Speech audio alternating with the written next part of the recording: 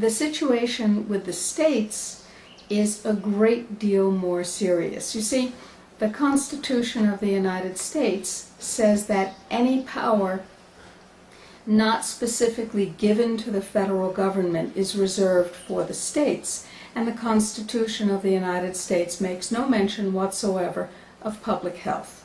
So, the states have public health responsibility.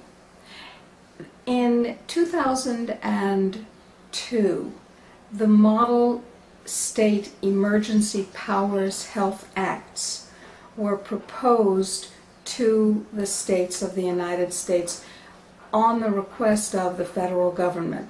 These Model Emergency Health Powers Acts state that any state that passes such an act would be able to block all roads into and out of the state or any cities in the state, would be able to seize cars, homes, clothing, alcoholic beverages, firearms, and any other property that it chooses for its use without liability, and you would have no recompense or recourse.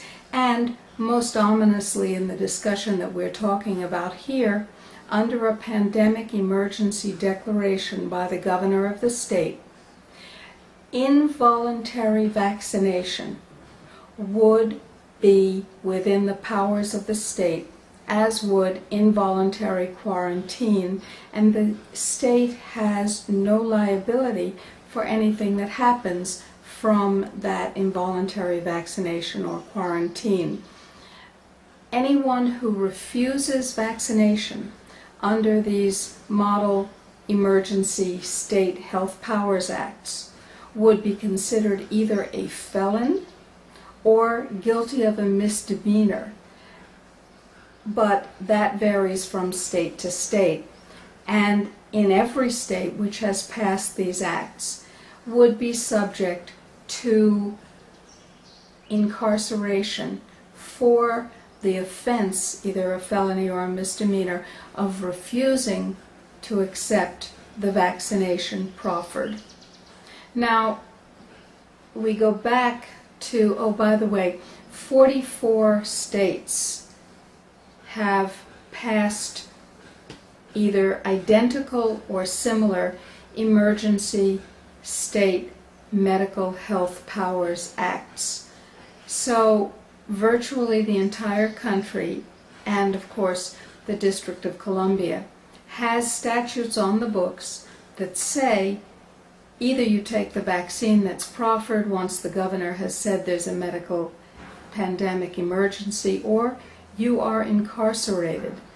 Now, what would lead the governor to say, yes, there is a medical emergency of a pandemic nature?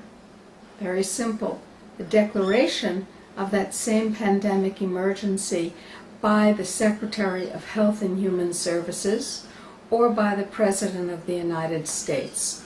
Once that happens, the governor must, under these laws, declare a pandemic emergency to exist, and then you have no rights. So the duplicitous, the dishonest, the intentionally misleading statements made by Health and Human Services Secretary Sebelius and other highly placed government officials were designed to mislead you, I believe, were designed to get you to back off your pushback. Because you see, we believe at the Natural Solutions Foundation that the reason those statements were issued was because of us. Because you and we sent over 1.3 million emails demanding the right to self-quarantine as a third alternative to either being vaccinated against our will or being incarcerated, obviously against our will. Now remember, the new healthcare reform bill, which is looming in the Senate when the Senate comes back, includes funding for home intervention teams who would come and vaccinate you and your children involuntarily. We have to defeat that bill. And the best way to do that is to go to our 3 for Liberty campaign at the URL that you see at the bottom of your screen, and click on each of the action items once for every member of your family. We're talking about making sure that your food is clean, making sure that you have the right to self-quarantine, making sure that you have the right through the excellent bills proposed by Representative Ron Paul, H.R. 3394 and H.R. 3395. You have the right to know about and to continue to choose high-potency nutrients, and you need to go to the URL at the bottom of your screen also and make sure that you take the action stating to your representatives and your congresspeople that you will not be involuntarily incarcerated.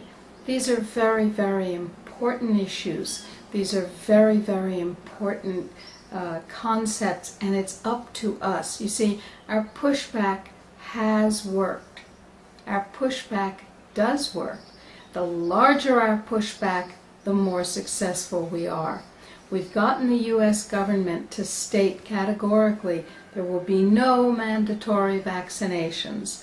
Now let's make it real by pushing them back and creating legislation at the federal level and at the state level that says if we don't want vaccination and if we don't want incarceration, we have the right to stay at home for the period of time that a pandemic emergency is declared and preserve our safety, preserve our liberty, preserve our bodies and our right to determine what happens to them. It's all about freedom. Health freedom is our first freedom. Thanks. Thanks for your activism. And don't forget to donate to the Natural Solutions Foundation by clicking on the URL that you see at the bottom of your screen.